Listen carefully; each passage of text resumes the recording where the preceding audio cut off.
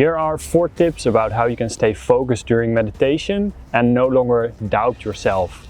At the end of the video, I will share a little bonus result that I found for myself. Why would I be allowed to tell you anything about this? I've done 10-day silent retreats. I've been meditating for hours, hundreds of hours the last years.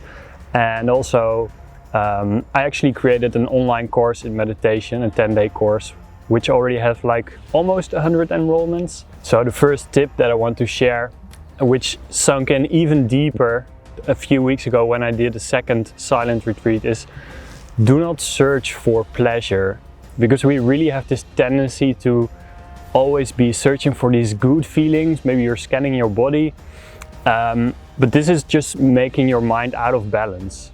And I think this is also the paradox of meditation, because you don't want to do it for a goal, but some part of you knows that it will feel better most of the time when you do a meditation. And it's also explained in the book Why Buddhism is True, that there's many different parts of our mind with all their own needs and personalities, and one part of your mind is like this monk mode, and one part of your mind is more like a pleasure seeker. Your mind will just be out of balance when you try to just hold on to the pleasant sensations and like push away all the negative sensations. And the second tip I want to share is that you should start with very rough sensations. If you're focusing on your breath, for example, and I will come back to this later, you want to start with things that are really gross and easy to feel. And you will notice that when you do this for hours, or when you're doing a silent retreat, it will become sharper and sharper, just like a knife that you're sharpening. Every time you bring your attention back to this one sensation, it's going to be like grinding a knife and like making it sharper. The third thing I want to share is that after like a 1 minute or 10-minute train of thought, because we all have these, you should just kindly bring back your attention to your breath, and don't feel bad about this, because again, this is just like bringing your mind out of balance. I think that meditation is a lot like walking on a tightrope.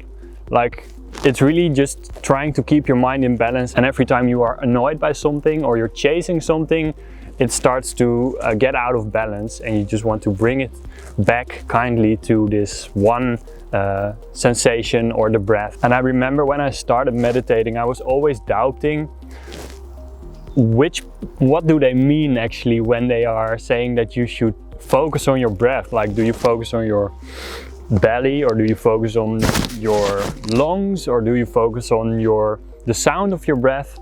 And the truth is that it doesn't really matter what you focus on, but it's recommended to focus on this part of your body just underneath your nose, because there's this constant sensation of your breath flowing in and out. So this is something that's a little bit of difficulty and a little bit easy to focus on. It's just like what I talked about during the video of flow. You want something that's not too difficult and not too easy. And then the last tip is that you should not doubt your method. So we really like to believe that it's something very difficult, but the actual truth is that it's really simple. It's so simple you can't even believe it. It's just to focus on your breath, on one sensation, and your mind really loves to make it more difficult than it really is. So I want you to just tell yourself that as long as you sit down for however long you want to sit down, maybe it's 5 minutes, maybe it's 1 hour a day, you already win. You are sitting there and you already win because you did it. And all you are doing when you bring your attention and your focus back is that you are retraining this underlying mechanism of your mind, and this is also known as the default mode network. So what I've noticed, and this is the bonus tip that I talked about at the beginning, this default mode network that I trained during meditation to not be impulsive, so to just stay on this tightrope, to stay balanced. When I'm working on something, it's much easier for this part of my brain to just say, okay, there's this impulse, maybe I want to, maybe I have this thought about, oh, does it really help if I drink chamomile tea before sleeping? And a few years ago I would really want to search this up, and then I would just like go down this internet rabbit hole and be lost for like an hour. But now it's really just my meditation influences also how I behave in normal life, and I just notice the thought, and then I just let go of it, because I don't hold on to it, I don't push it away. It's just like a cloud floating by.